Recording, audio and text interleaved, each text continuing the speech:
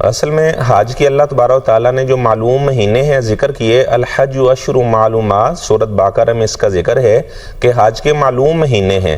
عمرہ تو انسان پورے سال میں جب چاہے وہ کر سکتا ہے، البتہ جو حج ہے وہ شوال کے ماہ میں اگر وہ حج کا ارادہ کرتے احرام باندھتا ہے، یا ذوالقعدہ کے مہینے میں، یا ذوالحجہ کے پہلے 10 دن، یہ حج کے ایام انہیں قرار دیا گیا، حج کے مہینے قرار دیا گیا۔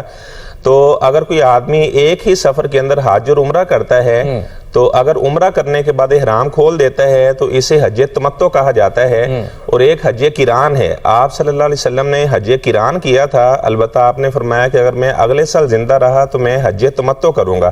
تمتع کا معنی ہے فائدہ اٹھانا۔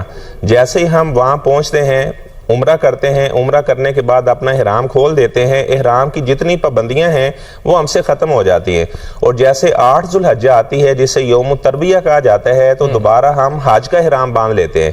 تو حج کا احرام باندھنے کے بعد مکہ میں ہم جو نمازیں ادا کرتے ہیں، ظہر، عصر، مغرب، عشاء، تو پھر ہم مینا کی جانب روانہ ہو جاتے ہیں۔ یعنی 8 ذوالحجہ کو ہم نے مینا کی جانب روانہ ہونا ہے، ظہر کی نماز جا کر مینا میں پڑھتے ہیں، پھر اس کے بعد عصر کی نماز، مغرب، عشاء اور 9ویں تاریخ کی فجر کی نماز مینا میں پڑھنے کے بعد پھر اس کے بعد عرفات کے میدان میں چلے جاتے ہیں۔ تو عرفات کے میدان میں اللہ تبارک و تعالیٰ سے دعائیں کرتے ہیں، التجائیں کرتے ہیں۔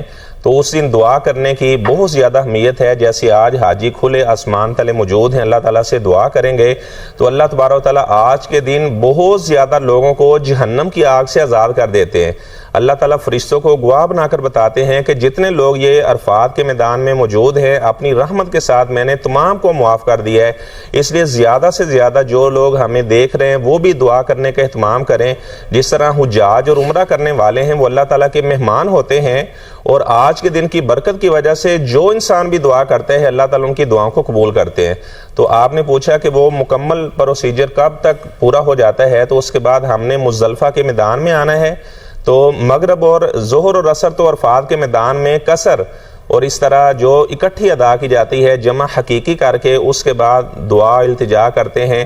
تو مغرب کے وقت ہم مزدلفہ کے میدان میں آئیں گے اور وہاں پر مغرب اور عشاء کی نماز ادا کی جائے گی، اور اس کے بعد پھر ہم نے واپس مینا آنا ہوتا ہے۔ تو 10 تاریخ کو 4 امور کرنے ہوتے ہیں۔ سب سے پہلے جو جمرہ عقبہ ہے اسے 7 کنکریاں مارنی ہیں مینا میں آ کر، اس کے بعد مکہ جا کر طواف افاضہ کرنا ہے۔ یہ طواف کرنا فرض ہے۔